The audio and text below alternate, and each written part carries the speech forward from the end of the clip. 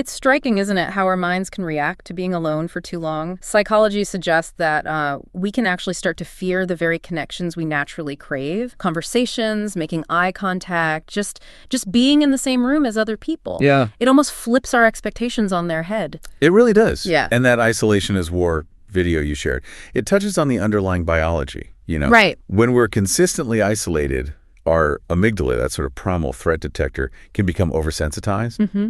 And at the same time, the prefrontal cortex, which is responsible for our rational thinking, our social processing, it can become less active. So suddenly just engaging feels like hard work. Exactly. Cognitively taxing. So yeah, what feels counterintuitive on the surface actually has a neurological basis. Exactly. And that's precisely what we're diving into today. Welcome to the deep dive. Mm-hmm. Think of this as your personalized exploration of isolation. You gave us some fascinating material, that YouTube transcript, yes, but also some really thoughtful reflections and research. Yeah, good stuff. And our goal is to really get under the skin of this topic. We're aiming for much more than just, a simple definition of being alone. Precisely. For you, the learner, our mission here is to explore the many dimensions of isolation. We want to understand its different forms, how it affects us, and even where unexpected opportunities for growth might lie. Right. Our aim is to give you genuinely useful insight, but without overwhelming you. Yeah. Okay, let's really dig into this. So the first thing that jumped out at me from your sources was this idea that isolation goes way beyond just physical separation. Absolutely fundamental point. It's like there are these different layers, right? You mentioned emotional chasms, these psychological barriers we put up, that feeling of being disconnected even when you're physically with others. That's it. The pandemic lockdowns, while they were a period of intense physical isolation for so many people, they really brought these other facets of isolation into sharp focus. It forced us to ask, what does it truly mean to feel alone, even when we're technically not? Yeah, it definitely highlighted how much more nuanced it is than just being physically apart. Way more nuanced. And it seems like this has been a recurring theme throughout history, this complex relationship humans have with solitude. Oh, definitely. You see examples of people deliberately seeking it out, like, ancient hermits aiming for spiritual enlightenment. Right. But then also maybe those fleeing something, societal pressures, personal conflicts, perhaps. And what's fascinating is that duality. Consider Christopher Knight, the North Pond hermit. Oh, yeah, the guy in Maine. That's him. Lived alone in the woods for 27 years. He famously observed that while his perception, his senses, heightened in solitude, he ultimately felt he, quote, lost his identity without an audience. There was no external mirror reflecting back who he was. Wow. That connects directly to that idea, doesn't it? The looking glass self in psychology. Exactly. Our sense of self is so shaped by how we think others see us.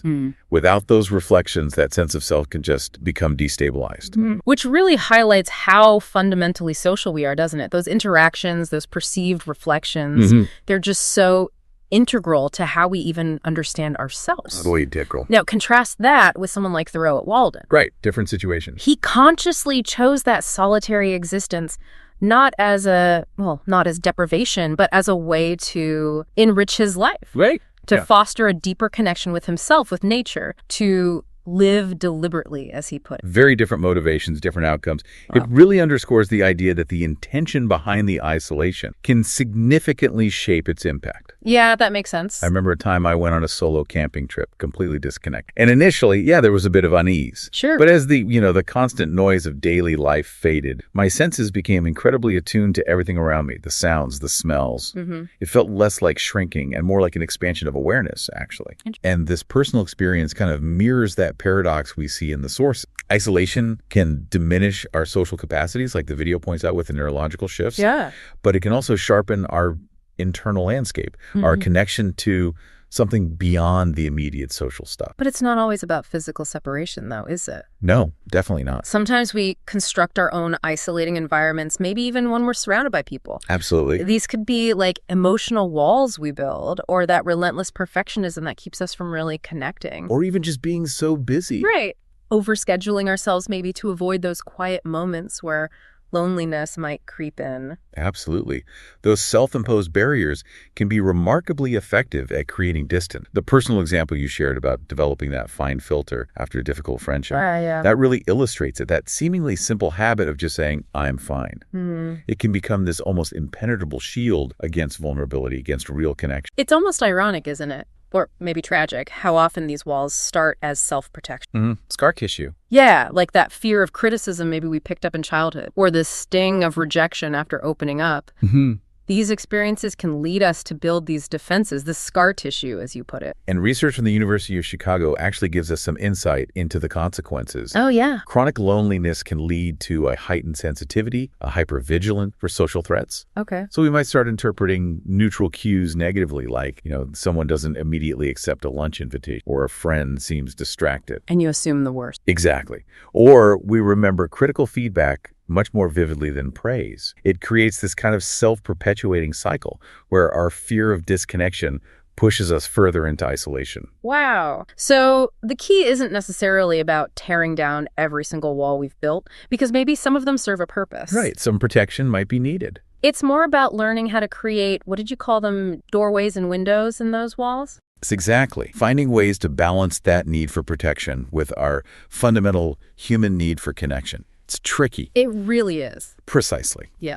Now, let's maybe shift gears a bit and turn our attention to the digital world. Okay. Because, we are more technologically connected than ever before yet. We're seeing rising loneliness. It's a huge paradox. It is. Sherry Turkle's work, Alone Together, really gets into this. Yeah, I know that one. She talks about the illusion of companionship, the curated perfection on social media, the superficial likes and comments that can sometimes stand in for, deeper interaction. You see it all the time, like that image you painted of teenagers sitting together in a cafe, but each one just lost in their own phone. Yeah, physically present, digitally absent. And what's significant there is how digital communication changes the actual dynamics of connection. How so? Well, we lose so much of that rich tapestry of nonverbal cues, right? The subtle shifts in tone, body language. Yeah. Things that have shaped human interaction for, millennia. Right. Even video calls, they offer the visual, but it still feels flatter sometimes. It can, yeah. It can flatten that sense of true presence, that shared experience. But at the same time, our sources also highlight the incredibly valuable role digital connection can play. Oh, absolutely. We can't ignore that side. Especially for individuals who might otherwise face profound isolation, people maybe with disabilities or those in really remote areas. Or struggling with social anxiety. Yes. Or people in marginalized communities finding vital support and understanding online. That personal experience you shared, finding community during a health challenge. That really nails this point. It truly does. And it highlights a critical question for all of us, I think. Which is? Is technology primarily functioning as a supplement to our in-person connections? Enriching and extending them? Okay. Or is it increasingly becoming a substitute, maybe at the cost of those deeper, more embodied ways of interacting? And how consciously are we even making that choice? Exactly. How consciously are we navigating this whole evolving digital landscape? It's a big question. It is. Now, isolation takes on another significant dimension when we talk about culture, right? That feeling of being an outsider where the unspoken rules, the understandings are different. Yes, navigating those different cultural waters. James Baldwin's experience as a Black man in America. Powerful example. Describing himself as an interloper. It perfectly illustrates that sense of alienation. He was navigating a dominant culture that often excluded him, while also dealing with the disruption of his ancestral heritage due to history. So not fully belonging in either space. Exactly. It creates this unique, quite profound form of isolation. And Jhumpa Lahiri's The Namesake, that description of being a foreigner as a lifelong pregnancy. Oh, it's such a striking metaphor. It really captures that persistent feeling of being out of place, of carrying this constant weight of otherness. It broadens the idea beyond just nationality, doesn't it? Absolutely. Yeah. It really encompasses anyone who finds themselves navigating spaces where their identity or experiences fall outside the prevailing norms. So that could be due to disability, sexual orientation, socioeconomic status. Countless forms of difference. And the experience is often this weird paradox. You're hyper-visible because of your difference. Yeah, people notice you're different. But at the same time, invisible in your full humanity, your complexity. That anecdote you shared about working abroad, even though you spoke the language, that resonated. That constant mental energy drain, trying to decipher cues, feeling like you're always a step behind socially. It's exhausting. It really is. And yet, as our sources suggest, that position of cultural outsider, it can also be a really potent catalyst for new perspectives. How so? Well, it can force you to question assumptions you just took for granted before. It can build a deeper empathy for people who experience the world differently. Okay. Think about W.E.B. Du Bois' concept of double consciousness, seeing yourself through the eyes of the dominant culture. Or Bell Hooks talking about margins as sites of both repression, and possibility, of resistance. There are unique insights gained from that outsider status. That's a really important point. Then there's the incredibly personal, sometimes deeply painful experience of being isolated from your own body. Yes, whether that's through illness or disability or the aftermath of trauma. Or even just the relentless pressure of societal beauty standards. That can make people feel really estranged from their physical selves. It can. Susan Sontag's illness is metaphor. She talks eloquently about how serious illness can create this separate, isolating kingdom of the sick.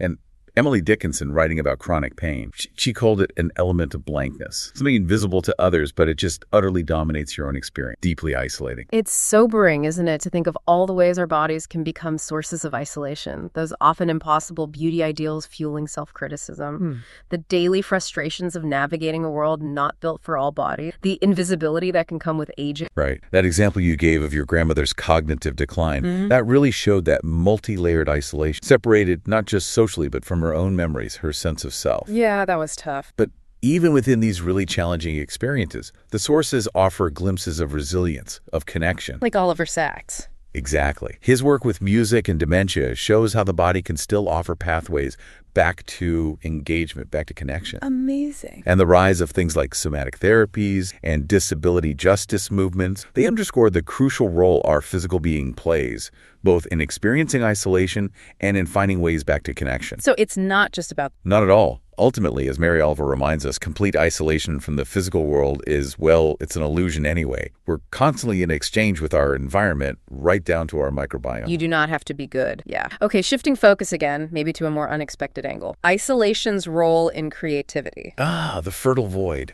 Right. It's fascinating how many creative people throughout history have actively sought solitude. Virginia Woolf needing a room of one's own. Georgia O'Keeffe in the desert. Marcel Proust in his cork-lined room. It's like this chosen isolation becomes fertile ground for ideas. Precisely. When that isolation is intentionally embraced, it can create this space for that deep, immersive focus. What Csikszentmihalyi calls flow. Flow state. And neuroscience suggests that when our attention isn't constantly pulled outwards, our brain's default mode network becomes more active. Which is good for... Well, that's crucial for daydreaming, self-reflection, the kind of associative thinking that often sparks creative breakthroughs. I can definitely relate to that. After periods of intense socializing, I often find myself craving that quiet solitude, that mental space, just to let thoughts drift. Me too. And that's often when unexpected ideas pop up. Exactly. And what's particularly interesting is how many artists and thinkers describe this state. It's not just withdrawal, they say. No, they often describe it as a deeper connection to something larger than themselves, whether they call it the collective unconscious or divine inspiration or just, the interconnectedness of things. Like Agnes Martin saying beauty is the mystery of life in the mind. Yes, suggesting this internal experience of profound communion that can happen in the stillness of isolation, a monk in contemplation, an artist immersed, a scientist focused, internally. It can feel like deep connection. Of course, one of the most acutely felt kinds of isolation isn't about being physically alone at all, is it? No, often the most painful kind. It's that feeling of being in a relationship partner, family, friend, but feeling emotionally miles apart, unable to truly connect or feel seen. Yeah. Playwrights like Edward Albee, who's afraid of Virginia Woolf. Oh, definitely. Or the short stories of Raymond Carver. They often depict that devastating isolation within intimacy, sharing the same space, but living in totally separate emotional worlds. That personal anecdote you shared about feeling increasingly unable to share your inner life in a relationship, even when things looked okay on the surface. Yeah. That really highlights how insidious that kind of isolation. And it often boils down to those small, seemingly tiny moments, doesn't it? Like what? Like you make a vulnerable attempt to share something, and it's met with a quick change of subject. Oof, yeah. Or you want a deeper conversation, and it gets brushed aside for practical stuff. Over time, those small disconnects just accumulate, creating this huge emotional chasm. John Gottman's research on turning toward versus turning away, that seems relevant here. Hugely relevant. Those seemingly minor bids for connection, a simple comment, a vulnerable disclosure, and how the other person responds, it profoundly impacts the feeling of connection or isolation in the relationship. And there's that paradox our sources point out too. Bitches. Genuine connection often requires self-acceptance. But weirdly, our journey towards self-acceptance is often helped along by feeling accepted by others. Ah, that's a tricky loop. It is. And when those relational contexts that help us understand ourselves get eroded by isolation, it creates a really challenging cycle to break. Makes sense. Bessel van der Kolk emphasizes how feeling safe and connected with others is just fundamental. Absolutely fundamental for mental well-being. Okay, finally, we need to touch on communal isolation. Right, the collective forms of separation. Experienced by whole communities, maybe isolated from other groups or from resources, power, representation. Michelle Alexander's The New Jim Crow is such a powerful, disturbing example how mass incarceration creates this profound communal isolation for Black Americans. Yeah. Both by physically removing people, but also by marking them in ways that limit their future integration, socially and economically. And we see these dynamics elsewhere too, right? Rural areas may be isolated by hospital closures, lack of transport, lack of broadband. Definitely. Or gentrification, pushing out longtime residents, fracturing social networks. Poverty, creating huge barriers to just participating fully in society. That anecdote you shared about the elderly residents in the gentrifying neighborhood. Yeah, still physically there, but socially cut off. Exact. Physical presence doesn't automatically mean connection, and it's often a kind of isolation that's invisible to those not experiencing it directly. Leading to misunderstandings about why things are the way they are. For sure. But importantly, our sources also highlight the incredible resilience and resourcefulness of communities facing isolation. Like mutual aid networks. Yes. Mutual aid networks that popped up during the pandemic, immigrant benevolent societies, the strong communal bonds in Black Southern culture, disability justice movements. People finding ways to forge connections and provide support when mainstream systems fail them. It's powerful stuff. Okay, so given all these facets, all these layers of isolation we've talked about, what are the paths back? How do we move towards connection? Well, the sources suggest there isn't one single magic answer, which makes sense given how varied isolation is. Right. But one theme that seems to keep emerging is vulnerability. Brene Brown territory. Exactly. Her definition of vulnerability, that space of uncertainty, risk, emotional exposure, it really resonates, especially when you think about how the fear of those things keeps us locked in isolation. But her research shows vulnerability is where the good stuff comes from too, right? Love, belonging, joy. It's the birthplace, she says. Yeah. And that personal experience you mentioned about consciously choosing to be more open sounds like it paid off. It did, yeah. It felt risky, but worth it. And the quality of our presence in interactions also seems key. Martin Buber's distinction between I-it and I-thou. Explain that. Basically, seeing and engaging with others as whole, unique individuals, I-thou, rather than just as objects or means to an end, I-thou. And that requires our undivided attention, right? A genuine curiosity about the other person's experience, not just waiting for our turn to talk. Harder than it sounds sometimes. It really is. And then there's the role of shared rituals, collective meaning making. Like Durkheim's collective effervescence. Exactly. Or Rebecca Solnit's emergency communities that spring up in crises. That story you shared about your neighborhood during the heat wave. Oh yeah, checking on neighbors, sharing resources. That beautifully illustrates how shared purpose and collective action can just powerfully break down isolation barriers. So it's not just individual effort. No. Ultimately, it seems to come down to this gradual process of unfolding, as Sharon Salzberg puts it. Unfolding. Extending our circle of care and compassion, starting with ourselves, and then slowly radiating outwards.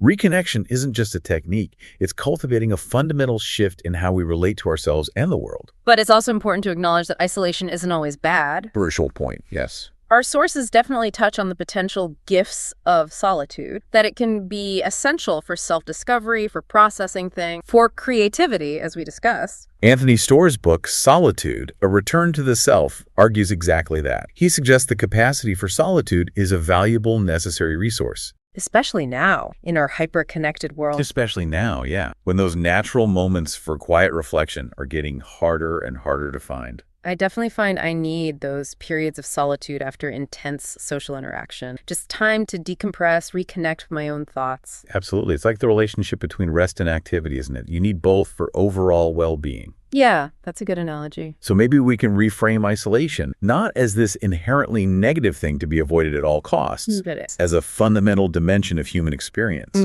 One that can offer its own unique wisdom, its own insight. The real question then becomes, how can we learn to relate to our experiences of isolation more consciously, more intentionally? Which brings us back to that idea of seeing the layers of isolation as tech. Exactly, as stories that hold valuable information. What might our isolation be trying to teach us about our needs, our fears, our society, maybe even our own consciousness? Maybe loneliness isn't just a feeling to get rid of, but information, a signal that something's missing, either internally or externally. And it's interesting, the etymology you mentioned, isolation from insula, island. Right. Islands are Separate, distinct. But also connected by the water, part of a larger whole. Exactly. That image holds both separation and a deeper underlying connection. Alan Watts talked about the taboo against knowing who you are, didn't he? That tendency to forget how interconnected we really are. He did. And perhaps our experiences of isolation, in the most profound sense, can paradoxically lead us back to recognizing that inherent connection. It's counterintuitive, but Leonard Cohen, there is a crack in everything. that's how the light gets in. Yes. That sense of vulnerability, those cracks in our perceived self-sufficiency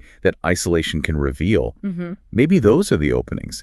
Maybe our isolations, while often tough, painful even, can ultimately open us up to deeper understanding, to greater self-awareness, and maybe more compassion for ourselves and for others. So as we wrap up this deep dive, the main takeaway seems to be, well, that isolation is incredibly complex. It's multifaceted. Definitely not simple. It holds potential for real suffering, but also for unexpected growth. And understanding its different forms feels like a crucial step towards finding more meaningful connection and maybe understanding ourselves better. Absolutely. And for you, our listener, we really encourage you to take some time, maybe reflect on your own experiences with isolation, whatever they may be, in light of some of the ideas we've explored today. Yeah, and perhaps the way we choose to relate to my own experiences of isolation, with curiosity maybe, with compassion, perhaps that holds a key to unlocking a deeper understanding of who we are and how we connect or disconnect from the world around us. It's definitely a journey worth continuing to explore.